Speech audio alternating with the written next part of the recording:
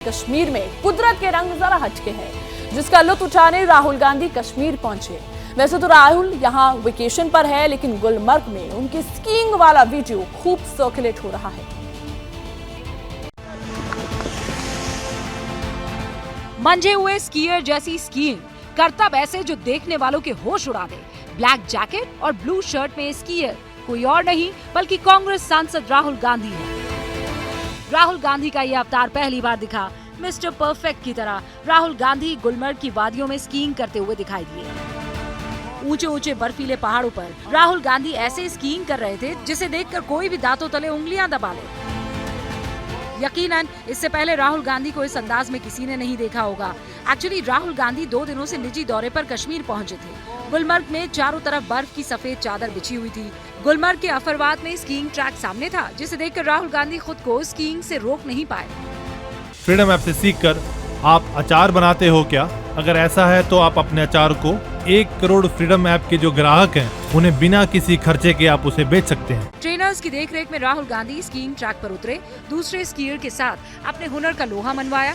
राहुल का एक एक मूव हैरान करने वाला था। इस वीडियो में देखिए, ब्लैक जैकेट और ब्लू टी शर्ट में ये राहुल गांधी हैं। स्कीयर जितनी रफ्तार से स्कीइंग कर सकते हैं, ठीक उतनी ही रफ्तार और धार से राहुल गांधी टक्कर देते हुए दिखाई दिए। स्कीइंग के अलावा राहुल गांधी ने गुलमर्ग में फेमस गंडोला केबल कार की भी सवारी का लुत्फ उठाया। राहुल गांधी की स्कीइंग का हर वीडियो सोशल मीडिया पर वायरल है।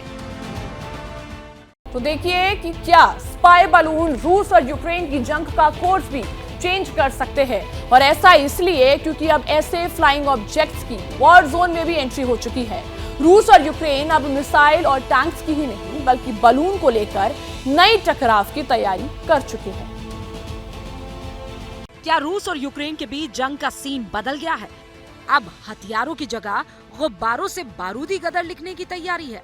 सवाल इंटरेस्टिंग है लेकिन वाजिब भी है, क्योंकि रूस यूक्रेन जंग को जब 1 साल होने वाला है तब इस वॉर को लेकर नई स्ट्रैटेजी दिखाई दी।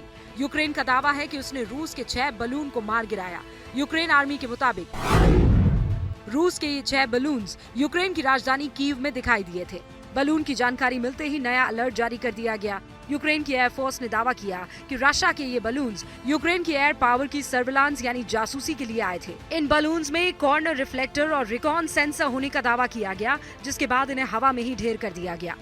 यूक्रेन और रूस के बीच इस बार एयर सुपीरियरिटी को लेकर जंग चल रही है। रूस के पास ईरानी ड्रोन्स की ताकत है, तो यूक्रेन के पास भी सुसाइड ड्रोन्स के अलावा अटैकिंग ड्रोन्स मौजूद है। लेकिन यूक्रेन का दावा है कि रूस अब बलून के जरिए यूक्रेन के एयर डिफेंस की टोह लेकर उसके खिलाफ नई स्ट्रैटेजी बनाना चाहता है। अब हमारा दुश्मन गुब्बारों का इस्तेमाल कर रहा है। ये ऐसे गुब्बारे हैं जिनमें मेटल का हिस्सा लगा हुआ है। हमारी एयरफोर्स लगातार हवाई सीमा की निगरानी करती है। यूक्रेन बॉर्डर के आगे भी हमारी निगरानी जारी रहती है और कई बार रडार का इस्तेमाल करते हैं। ये नॉर्मल प्रैक्टिस है। कहा तो ये भी गया कि चूंकि रशिया के पास अब ड्रोन्स खत्म हो रहे हैं, इसीलिए वो अपने बचे हुए स्टॉक को बेहद सोच समझकर इस्तेमाल करना चाहता है। यही वजह है कि वो ध्यान डाइवर्ट करने के लिए बलून्स भेज रहा है, ताकि यूक्रेन की एंटी एयरक्राफ्ट मिसाइल इन्हीं बलून्स पर खर्च कर दी जाए।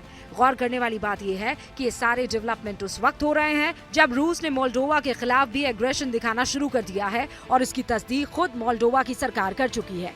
वहाँ सिक्योरिटी सिस्टम सुपर एक्टिव है। हालांकि मोल्डोवा की तरफ से भी कहा गया है कि रूस ने 2 दिन पहले ही अपने बलून्स को निगरानी के लिए भेजा था, जिसके बाद 1 घंटे तक एयर स्पेस बंद करना पड़ा था।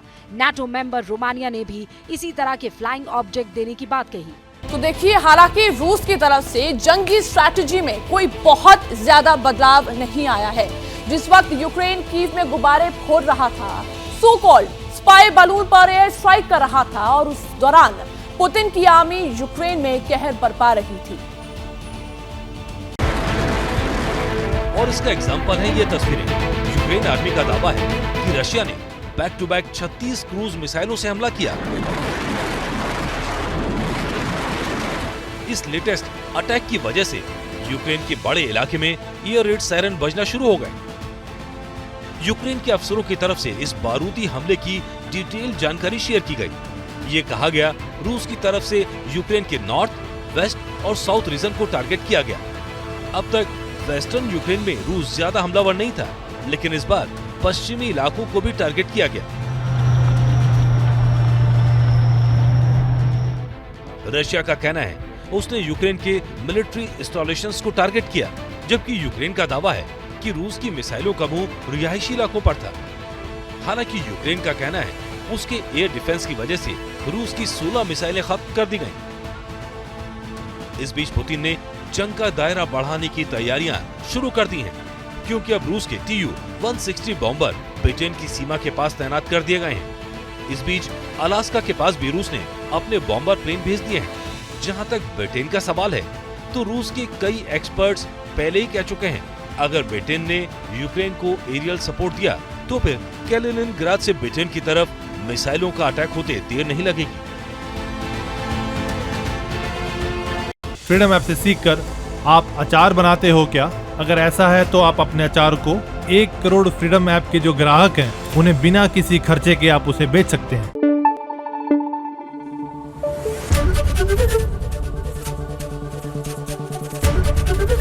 एबीपी न्यूज आपको रखे आगे।